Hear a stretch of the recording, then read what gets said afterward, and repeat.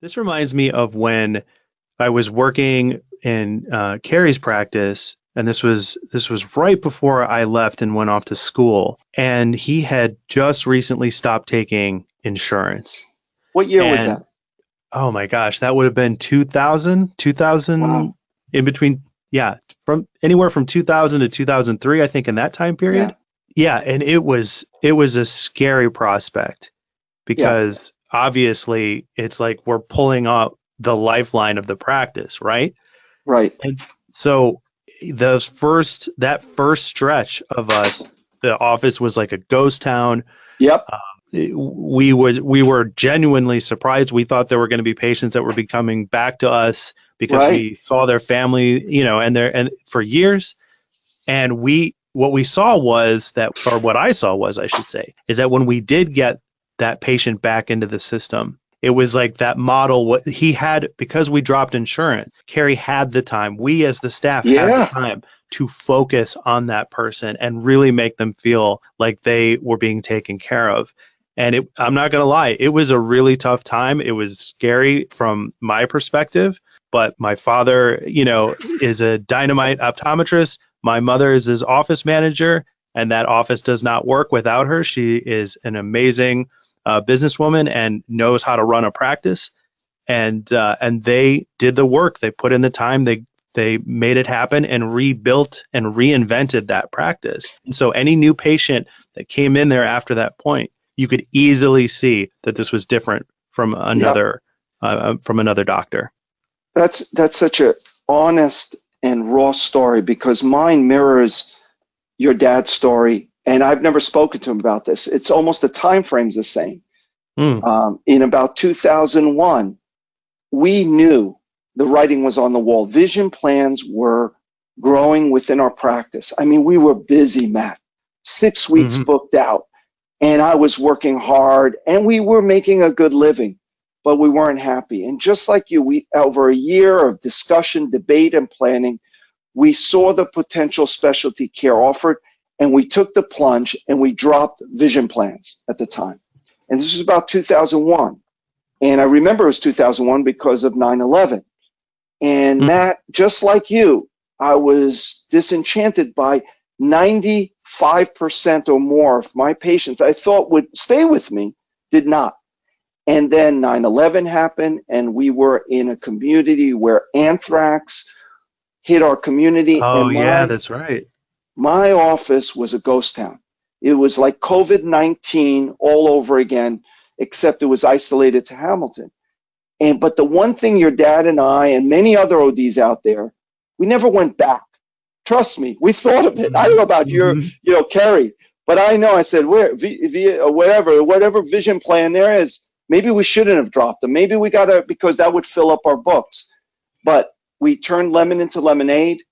Had a lot of time on my hands, and I used that time, and that's what built this practice. So now, fast forward 20 years, this COVID-19 is like something I've never seen. I talked about it with my partners, Barry and Ivan, yesterday. I've never seen anything like it, but we've experienced something like it. And hmm now that we reopen slowly, we're in the Northeast. We were closed for 10 weeks. I didn't see any patients for 10 weeks.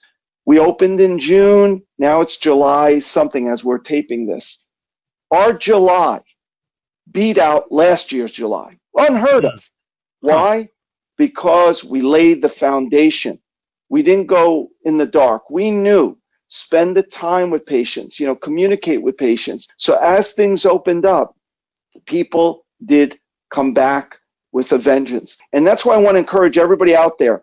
When Matt says it was scary, I would say it's COVID-19 scary, right, Matt? It's kind of Oh, like definitely. the phone's not ringing, you have Yes. staff, you have bills, and no one's coming. hmm And just a Yeah. few specialty care patients would come in, right? At Right. the time, I would see maybe, I don't know, maybe one ortho K patient a week, maybe one every other week. But through that, how do you grow it? This OD will finish up with her question, or his question is, how do you grow it? It's not by optimization on Google. It's not by advertising ortho K. It's by spending the time with the few patients that know your practice, that know you, and they'll get hmm the word out there. what I have found with specialty care, the word gets out there to your referral sources, and they'll come and make an appointment with you. And then Yeah. they'll ask you, do you accept my insurance? And you'll say no. And in return, they'll say, okay, when can I make an appointment? Yeah. It's kind of like when we go buy our iPhone or any type of device. We ask, is there a discount? No. Okay. Still want it. Yeah. My Yeah. Is the decision was product no. worth it? Yeah. Yes, Is the that's care right. you're getting worth it? Is the product you're getting worth it? Yeah. And I'd also like to add that when in my parents' practice, when they did this, I was about to go off to college. It's not like they were a Yes. young couple with a brand new practice that they had just purchased or whatever. And it was like, just to impress that upon the listener about how scary that would be. They had developed a practice. Optometry is in my family. My grandfather was an optometrist and so on and so forth. Multi-generational practice. So to have to make that decision that late, much later in your life, Yeah. and your practice, like you said, you guys were seeing patients and you were making money. So to have to put yourself in that mindset of like, am I going to risk this and destroy generations of, this optometry practice, but is it worth it? And it totally is. Now, I'm not telling everybody to go out and drop insurance right now. Right. They were smart about it. They did the research. They had strategic planning involved about like, what would this look like? How do we make this work? How do we focus on the patient? You know what I mean? So Right. I'm not telling everybody go out there and drop insurance right now. No. Put a plan together and get started in specialty practice. And if you find yourself in the same situation, maybe, what we're saying here can help. Yeah. I think, and I visualize a few young ODs who've taken our advice, and I'm scared for them, but no one has ever come back to me and say, Nick, I regret making that decision. As a matter of fact, the most common response is, I should have listened to you guys years ago, because I could tell you, if you're good, you will be busy, but the paradigm has changed. You don't want to be busy. You want to be happy, and you want to be profitable, and you want to provide the care you want to provide to your patient. That takes guts. And you're right. I will agree with you 100%. Ivan had just joined our practice 20 years ago. He closed his practice. He had a commercial practice to join us because we were 6 weeks booked out. And then once the poop hit the fan and we dropped vision plans, we were slow. We had openings the same days. And just like you, we had little children. I think your parents Carrie may be a little bit older. My kids were little, and I had mortgages but we never looked back. Now we have the benefit of experience and hindsight. My God, look at me. Listen to us.